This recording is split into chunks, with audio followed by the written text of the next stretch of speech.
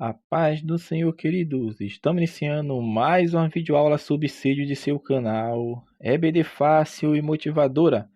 E na aula de hoje nós estaremos comentando a lição de número 3 das lições bíblicas jovens, que tem como título Instruções a respeito da oração.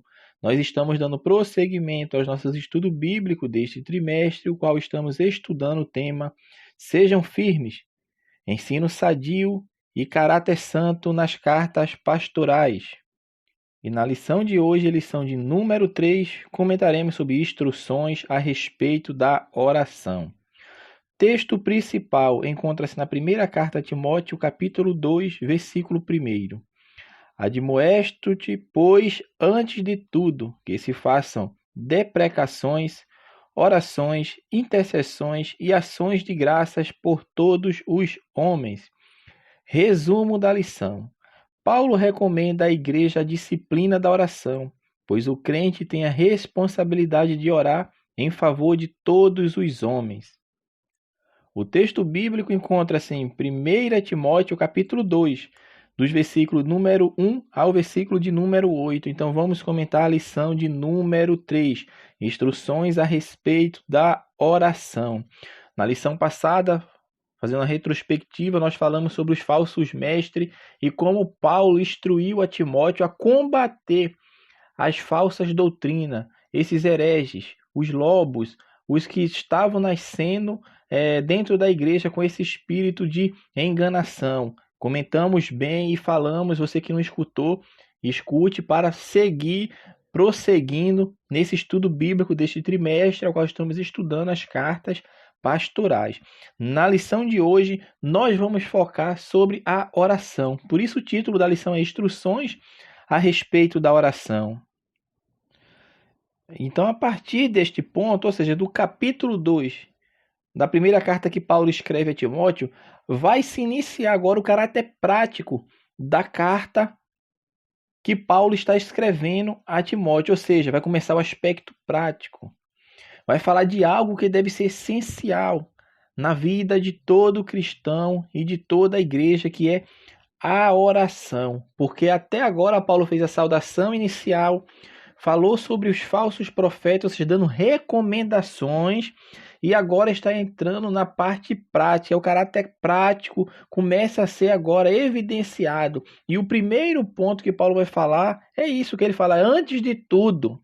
Ou seja, a oração inicial é a parte essencial, é o aspecto prático que Paulo agora vai instruir ao jovem Timóteo que ele deveria zelar na sua vida e ensinar a igreja local e aos líderes a fazerem o mesmo. E isto estava incluso também o culto público, porque a expressão, conforme o autor da lição está nos falando aqui, antes de tudo, ele usa a expressão antes de tudo, no versículo 1 do capítulo 2.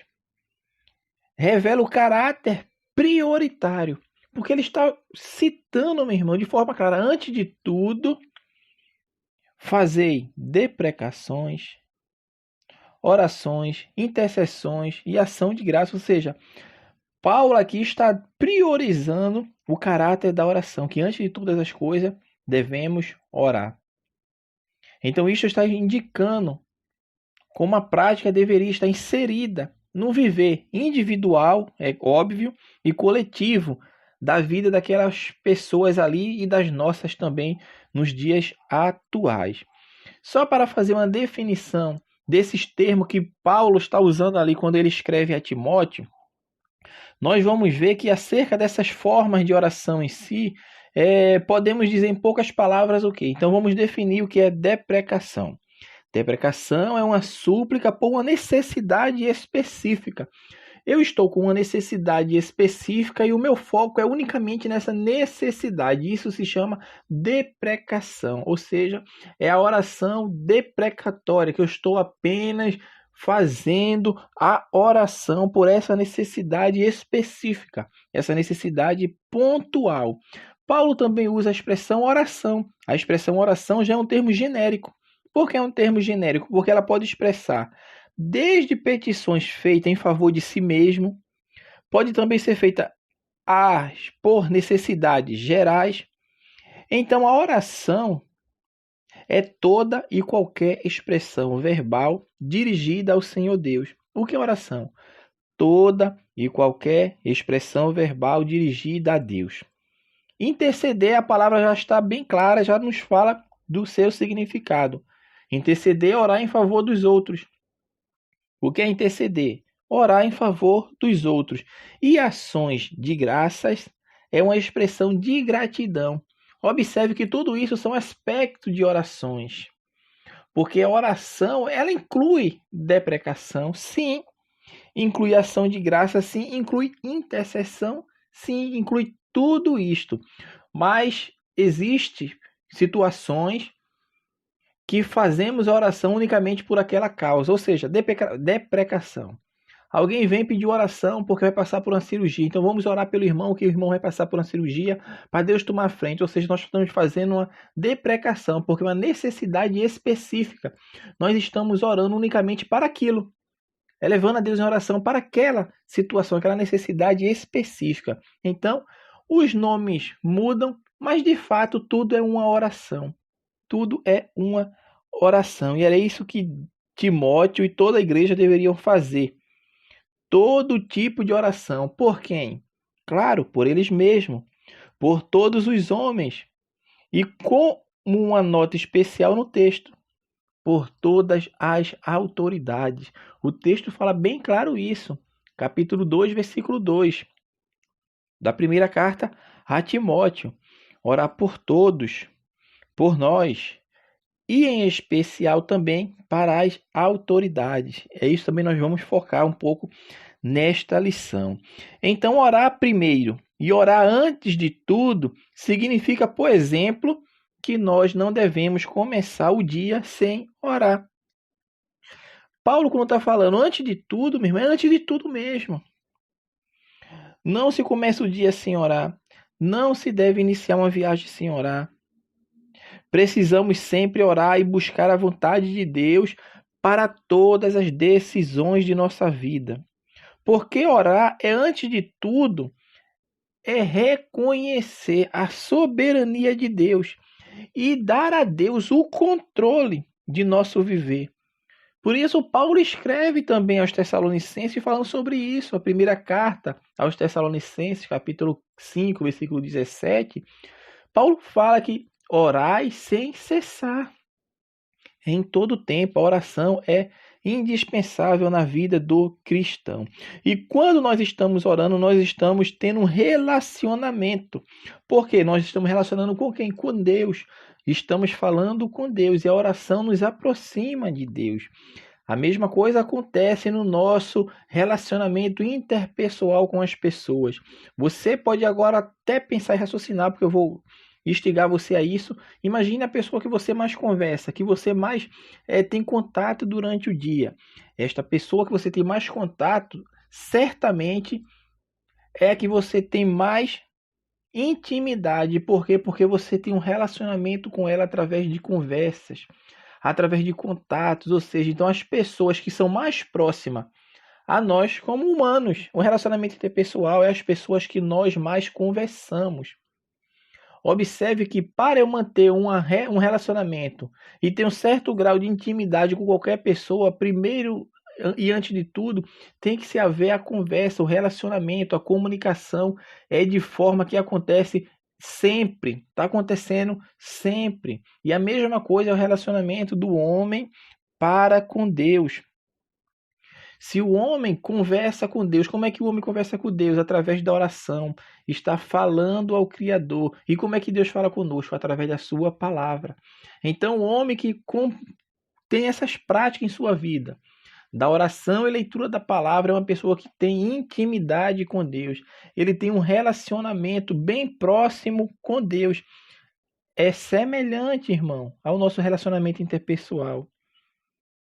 Se você não ora, se você não lê a palavra, você não tem um relacionamento íntimo com Deus. Íntimo no sentido de ter afinidade. De ter um relacionamento que você pode, quando puder, quando desejar, saber que tem alguém que vai lhe ouvir, porque ele é chegado a você. A primeira coisa que acontece no nosso relacionamento interpessoal quando vem a adversidade é procurar alguém que você tem afinidade, alguém que você tem confiança, porque você adquiriu essa confiança ao longo da sua trajetória de vida. Mas isso deve ser feito principalmente com relação a Deus, porque quando o homem tem intimidade com Deus, tem um relacionamento com Deus, ele tem a certeza de que o Senhor irá ouvi-lo. E Deus tem sim esse interesse no ser humano, porque ele sempre teve, desde quando ele cria o homem, estabelece o homem no jardim do Éden, e o Senhor tinha o prazer de descer todo dia na viração do dia para conversar com o ser humano, ou seja, Deus sempre quer um relacionamento com o homem. Mas para isso, o homem tem que tomar uma posição. E qual é a posição de nós como cristãos que devemos tomar? Oração, conforme é o tema da lição, e também leitura da sua palavra, é conhecer a Deus, porque quando eu conheço a Deus, eu sei como agradá-lo. Porque eu só consigo agradar alguém se eu conhecer a pessoa, os gostos da pessoa. Semelhantemente é com Deus. Como é que eu conheço a Deus? Através da sua palavra, porque estudamos e lemos e meditamos na palavra de Deus para conhecer a vontade de Deus e para fazer conforme aquilo está preconizado na palavra de Deus. E fazendo isso, nós estaremos agradando a Deus. Então, para passarmos adiante, vale frisar que a oração é simplesmente vital para um viver cristão vitorioso. O crente que não ora é um crente fadado ao fracasso. Crente que não lê a palavra está fadado ao fracasso. Por quê? Porque não está andando pela fé, mas está andando em conformidade com os anseios desta vida. E nós orando e tendo um relacionamento com Deus, obviamente estaremos dependendo de Deus. Porque quando nós nos lembramos de orar em primeiro lugar, é porque nós, de fato, estamos considerando-nos dependentes de Deus acima de tudo. Nós estamos entregando a Deus. É o caso que Pedro escreve, né? Lançando sobre ele toda a nossa ansiedade. Ou seja, todos os nossos anseios, todos os nossos desejos, todas as nossas petições, lance diante de Deus. Lance diante de Deus, porque nós somos dependentes de Deus para todas as coisas.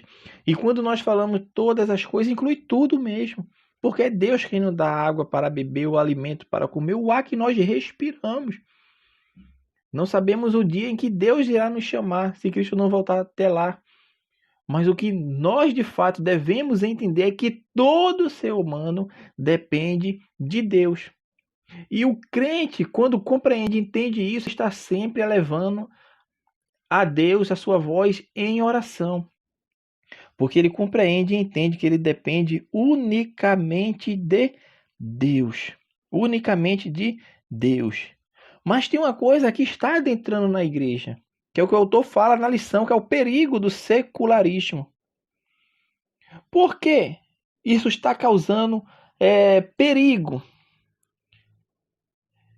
O secularismo vem, meu irmão, a tentar refutar a prática da oração. Eles vêm falando, obviamente, de inúmeras questões da vida moderna. Inclui também a ordem política. Como nós assistimos agora recentemente, o secularismo está minando a igreja para que a igreja deixe de praticar. O que é praticar? Oração.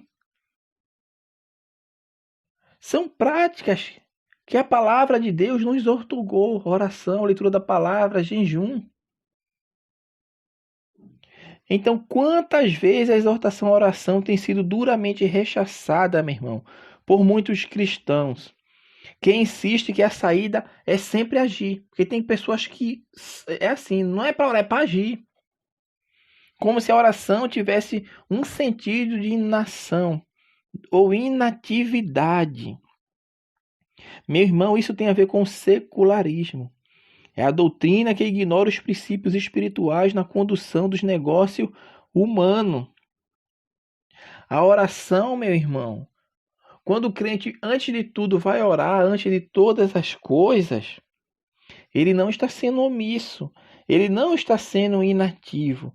Porque orar É uma das ações mais difíceis, sim, mas também é uma das coisas mais eficazes. Na verdade, é a mais eficaz, é orar. Antes de tudo, devemos orar. E é isso que Paulo está advertindo a Timóteo. Antes de tudo, Timóteo, ele e a igreja lá em Éfeso, deveriam dedicar-se a todo tipo de oração. Antes de tudo, vocês devem fazer deprecações, orações, intercessões, ações de graça por todos os homens, pelos reis e por todos os que estão em eminência, para que tenhamos o quê? Uma vida sossegada, uma vida quieta, em toda piedade e honestidade. Olha como esse texto é tão interessante, que aqui Paulo não está ensinando que a prioridade fosse qualquer outra atitude, nem mesmo sair para as ruas para protestar, para fazer reivindicações. Paulo aqui ele fala que antes de todas as coisas, antes de tudo, eu devo orar. É a atitude que o crente tem que tomar, é essa, é orar. Por isso é fundamental, meu irmão, que busquemos nas Escrituras a orientação correta para as nossas atitudes individuais como cristãos e nossa atitude coletiva como igreja local e, por extensão, em todo o plano nacional. Devemos entender isso, que o papel de nós como cristãos e igreja é orar antes de todas as coisas. Então, qual o papel da igreja no Brasil antes as questões públicas que nos estão aquietando? Qual é a posição que a igreja está tomando, meu irmão? Esse é um assunto bastante controverso e complexo. Nós não nos escondemos disso, não. Mas uma coisa que nós devemos saber de antemão é que antes de qualquer outra atitude, devemos orar. Devemos orar. E qual o contexto político quando Paulo está escrevendo a Timóteo? Existe um contexto político aqui. Provavelmente a carta a Timóteo, essa primeira carta foi escrita no ano 65 depois de Cristo, e o Império de Roma mesmo estava em agitação. Por que estava em agitação? Porque estava vivendo em um período insano da sua época, quando um jovem estava governando. E sabe qual era o nome desse jovem? Nero Cláudio César Druso Germânico. Ou seja, era o imperador Nero. Nero estava governando o Império Romano quando Paulo está escrevendo para Timóteo esta primeira carta. Então, o contexto político não era favorável aos cristãos. O contexto político, meu irmão, não estava andando conforme muitos desejariam. Será que tem alguma coisa parecida com os nossos dias? Tem. Será que o contexto político da sociedade, do Brasil, do mundo, está caminhando como nós queremos? Talvez não. Mas naquela época estava mais difícil do que hoje. Sabe por que estava mais difícil do que hoje? Porque quem estava governando era Nero. E sabe o que esse camarada fez em sua época? O nome dele não aparece nas escrituras, não aparece. Mas quando Paulo pede apelo a César, o César que estava reinando era Nero. Paulo, quando apelou ao César, era para ser levado a Nero. Então esse imperador Nero era um monstro de crueldade, como fala Orlando Boyle. Ele envenenou, meu irmão, a britânico. Mandou matar a espada sua própria mãe, Agripina. Sua mulher, Otávia, suicidou-se. Sabe por quê? Porque ela abriu as veias por ordem dele. Ele próprio matou com um pontapé a sua segunda esposa, Popéia. Atribui-se-lhe a ele o incêndio em Roma, que a história fala que ele assistiu Roma pegando fogo, declamando versos que ele mesmo compusera.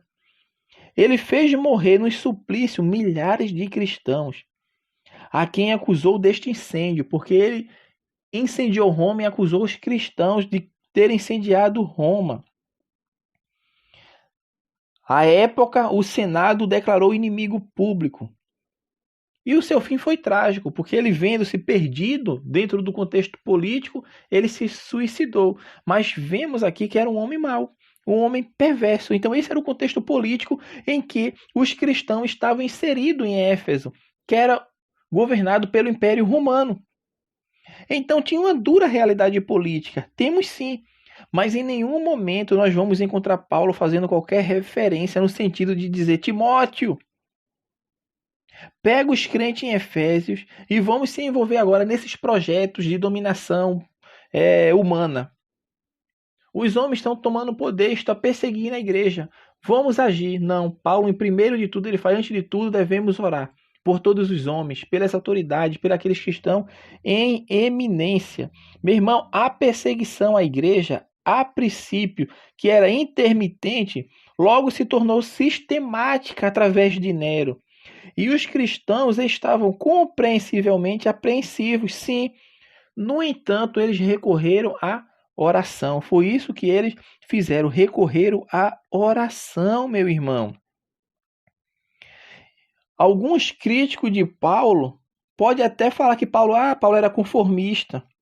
Paulo deveria ter se levantado contra as injustiças de seu tempo. Não, contudo, meu irmão, o mais importante que nós devemos considerar é a visão paulina da natureza espiritual do reino de Deus. E essa natureza espiritual do reino de Deus é herdada do próprio Cristo, que o próprio Cristo declarou abertamente que o reino dele não era deste mundo. O que é que está escrito em João, capítulo 18, versículo 35? Se o meu reino fosse deste mundo, lutariam os meus servos para que eu não fosse entregue aos judeus.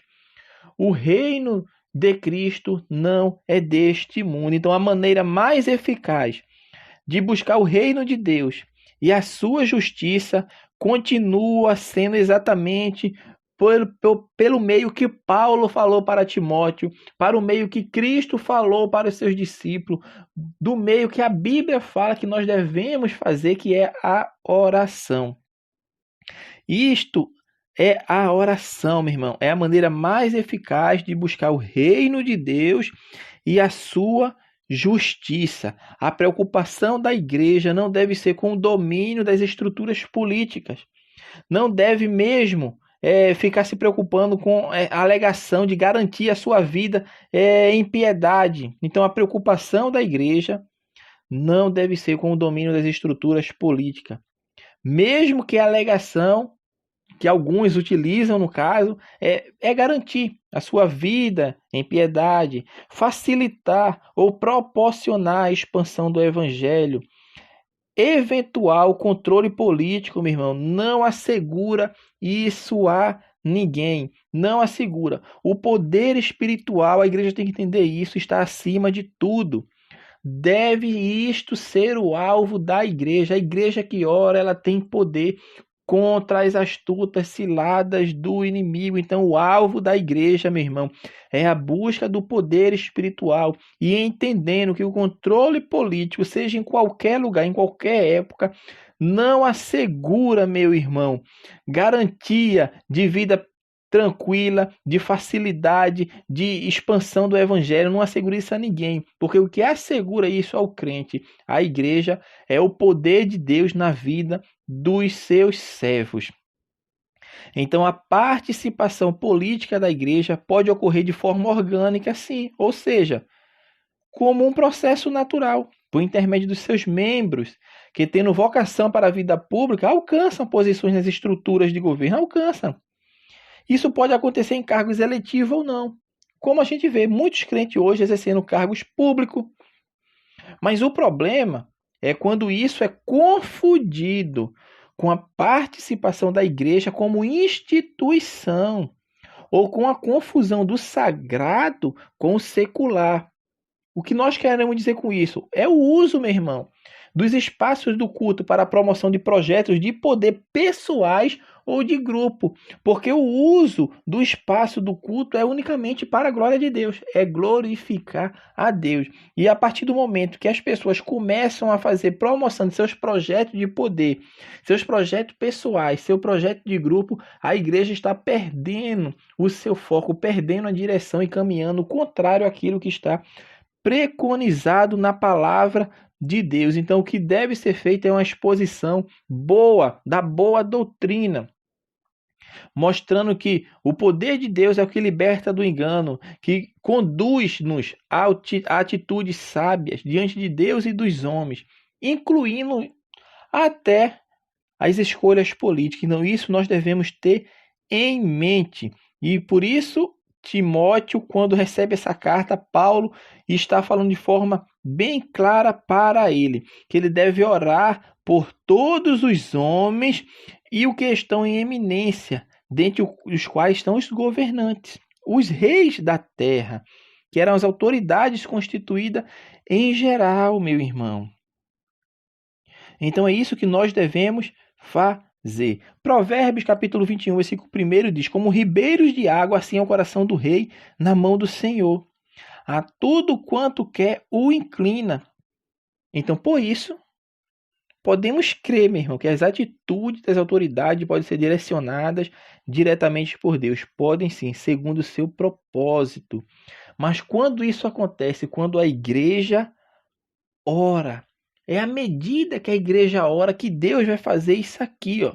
Vai pegar o coração do rei na sua mão e a tudo quanto quer vai inclinar. Mas para isso acontecer, a igreja tem que tomar uma posição de igreja de Cristo e orar antes de todas as coisas. Então temos primeiro a oração pelas autoridades, no texto de Paulo escrevendo a Timóteo. Segundo, a ação divina guiando-as para que seja construído um ambiente favorável para o povo de Deus, que é o que a gente leu no texto bíblico que fala vida quieta e sossegada. E terceiro, uma vida de entrega à vontade de Deus em toda piedade e honestidade. Então, meu irmão, esse viver glorificando a Deus pode ocorrer, inclusive, no exercício de funções públicas, sim, ocupadas em decorrência de eleição, ocupadas em decorrência de um concurso público, como cargos efetivos nas estruturas públicas de qualquer níveis, instância ou poderes. Qualquer que seja o processo, meu irmão, só funciona para o cristão se for trilhado com justiça e ética. O que nós devemos entender é isto. É Paulo falando justamente sobre isso. Nós estamos focando isso porque é o momento que nós estamos vivendo na atualidade aqui. Por isso o foco da lição está sendo direcionado para esse lado de oração, da atitude da igreja diante das situações políticas que acontecem em nosso país e no mundo, que reflete, obviamente, no nosso país. Então, Deus pode levantar qualquer servo seu, meu irmão, a ocupar posições estratégicas. Deus pode sim, mas não por um desejo de poder da pessoa, um desejo de dominação, como muitas pessoas usam os espaços públicos que nós já falamos, os espaços do culto dentro da igreja, para trazer o seu anseio de poder, o seu projeto pessoal. E isso não pode ser tolerado. Não pode ser tolerado, meu irmão. Por isso nós falamos, Deus pode levantar sim qualquer pessoa para ocupar posições estratégicas. Pode, nós não negamos. Mas isso não deve ser por um desejo de poder ou dominação, mas por nossa disposição de cumprir a nossa missão como sal da terra e luz do mundo, ou seja, é para cumprir o propósito de Deus. Foi assim que aconteceu com Moisés, foi assim que aconteceu com José. Foram levantados como pessoas em eminências, exercendo cargos políticos, mas não com a atitude de ter o poder, de ter o domínio, mas para cumprir o seu propósito diante de Deus. E isso eles fizeram. Então cabe àquelas pessoas hoje que estão sendo colocadas, como eu estava falando, estão sendo colocadas diante de cargos públicos, de cargos que vão votar por leis que vão reger a população. Cabe a essas pessoas serem e buscarem o direcionamento de Deus. Ao longo da história, inclusive nas Sagradas Escrituras, nós encontramos um exemplo trágico. E que exemplo trágico é este? De pessoas que quiseram reivindicar os seus projetos, os seus anseios, através de luta armada, através de protesto, de indignações, esquecer o lado espiritual ao qual Deus tinha os estabelecido. Qual exemplo trágico é esse? Os judeus. Os judeus. Por quê? Porque Paulo, quando está escrevendo essa carta para Timóteo, ele está indo totalmente na contramão da conhecida e reiterada conduta de muitos judeus. Porque os judeus estavam conformados, sim, com o juízo de Deus sobre a nação, desde o início dos exílios e da primeira diáspora, ocorrido quando do cativeiro sobre a Síria. Porque nós sabemos que o reino do norte de Israel foi levado cativo pela Síria no ano 722 a.C. E depois, no ano 586 a.C., foi o reino do sul, ou seja, o reino de Judá e Benjamim. Então, naquele momento, a nação tinha sido toda levada em exílio. Toda a nação de Israel estava agora em terra estranha. E o que isso ocasionou na mente desses judeus? Então, eles tentaram, de todas as maneiras, reconquistar a terra a qual eles foram levados cativos pela força. Eles queriam conquistar a terra pela força, pela independência política, a liberdade religiosa. Queriam conquistar tudo isso à força, os costumes, as tradições e o domínio do território de Israel. Por isso aconteceu uma das revoltas mais conhecidas que nós sempre citamos quando vamos falar sobre isso, que é a revolta dos Macabeus. E tanto outros levantes que aconteceram com os judeus sendo os personagens principais, porque eles queriam ter o domínio pela força. Queriam conquistar as coisas pelo seu próprio braço. Flávio Joséfo detecta bem o nascimento desse sentimento de revolta dos judeus. Por quê? Porque ele vai contar a história do sacerdote Matatias.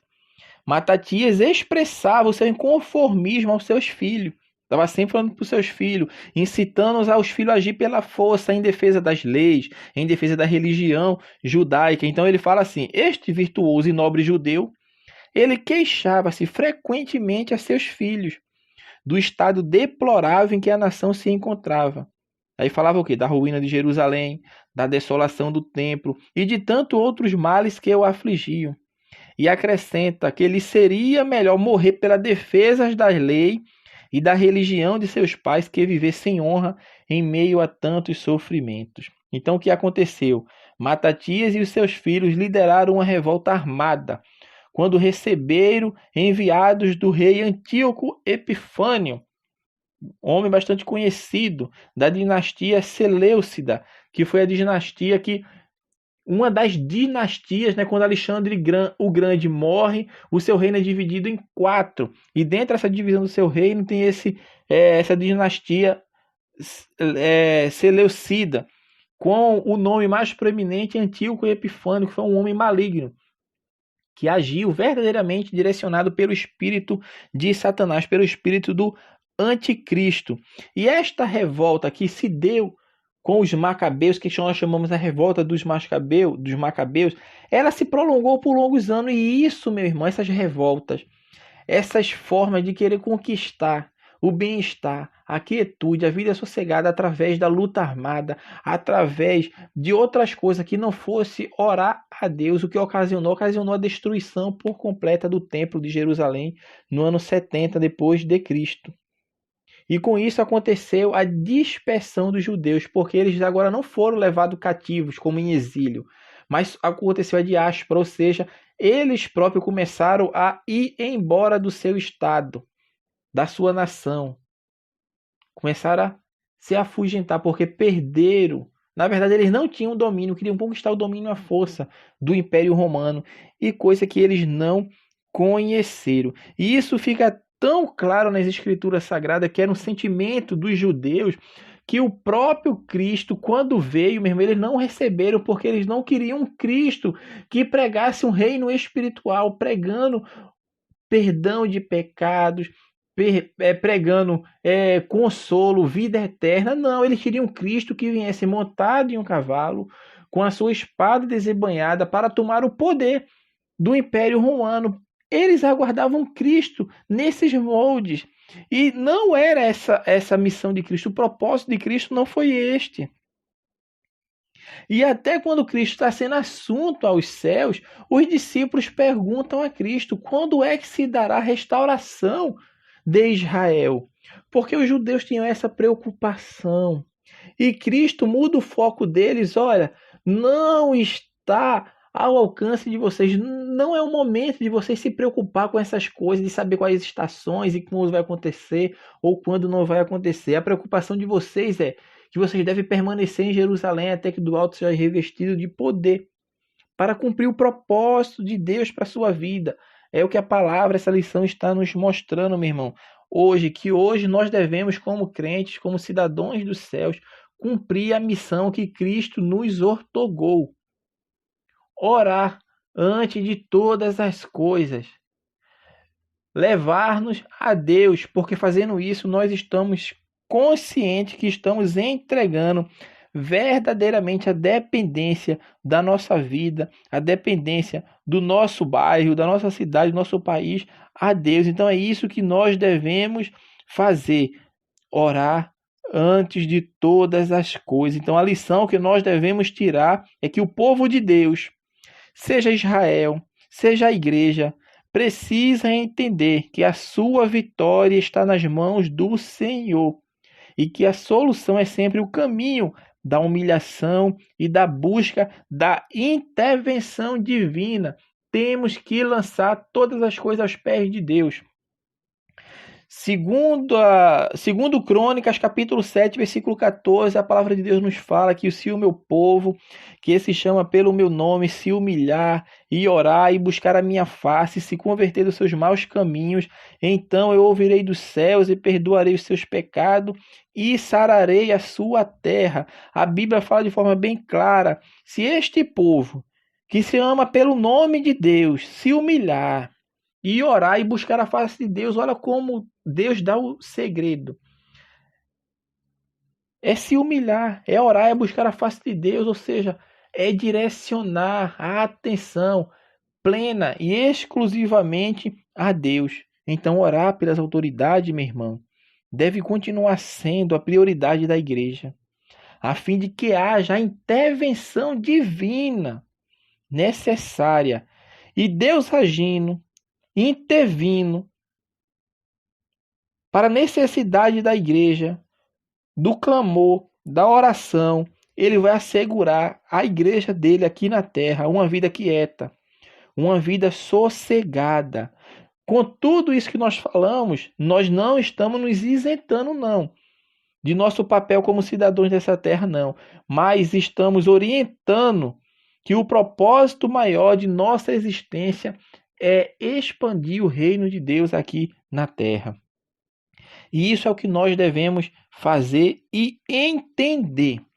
Por isso, Paulo escreve a Timóteo falando de todas as coisas, fazei deprecações, orações, intercessões, ações de graça por todos os homens, pelos reis, pelas autoridades em eminência. Porque Deus deseja que todos os homens venham a ser salvos. É o desejo de Deus. Observe que Paulo aqui não está dizendo que todos os homens vão ser salvos. Está mostrando que Deus tem um desejo, igual o desejo dele é alcançar todos os homens. Por isso Paulo continua e fala que existe só um único mediador entre Deus e os homens, Jesus Cristo. Através de Jesus Cristo, o homem alcança a salvação eterna. Então, quando Paulo está falando que Deus tem o desejo de salvar todos os homens, ele está dizendo que Deus deu a oportunidade, que Deus estabeleceu o caminho que o homem deve seguir para alcançar a vida eterna, que é justamente através de Cristo. Então, através de Cristo, o homem alcança, meu irmão, a vida eterna. Por isso, o autor vai encerrar a lição bíblica justamente falando sobre o nosso propósito, que deve estar alinhado com o propósito divino, porque o propósito divino é o propósito que nós temos que seguir, porque isso é bom e agradável a Deus, como o autor coloca no tópico da lição. Então, quando se faz isso, meu irmão, nós estamos entendendo que, de fato, o propósito divino é alcançar as pessoas, é levar a salvação, é conceder a vida eterna. E quando nós fazemos isso, nós estamos em comunhão, andando em unidade com um só propósito, porque estamos, de fato, fazendo a vontade de Deus. Então, assim, meus amados irmãos, nós estamos encerrando esta lição, conforme a conclusão nos diz que Paulo concluiu sua instrução com uma recomendação, que abrange a atuação pública. Ele fala: quero, porém, que os homens orem em todo lugar, levantando as mãos santas, sem ira nem contenda. Meu irmão, esta é, portanto, a grande ação que se espera da igreja. Que todo o nosso coração, a expressão congregacional e pública deve ser essa grande ação que a igreja deve tomar. Foi assim que a igreja sempre cresceu. Nem a tirania romana deteve o avanço da fé cristã, porque a igreja pode ser perseguida, pode ser tentada, ser massacrada, mas enquanto Cristo não levar a sua igreja dessa terra, o poder de Deus estará presente na vida da igreja para testemunhar do poder de Deus. Mas para isso a igreja deve ser uma igreja de oração. Para isso a igreja deve ser uma igreja compromissada com o propósito divino. Então essas são as instruções a respeito da oração, que nós devemos orar por todos os homens, pelos reis, autoridade e eminência. É orar. É orar. E nada mais do que orar. Porque o que move o coração de Deus é o coração contrito.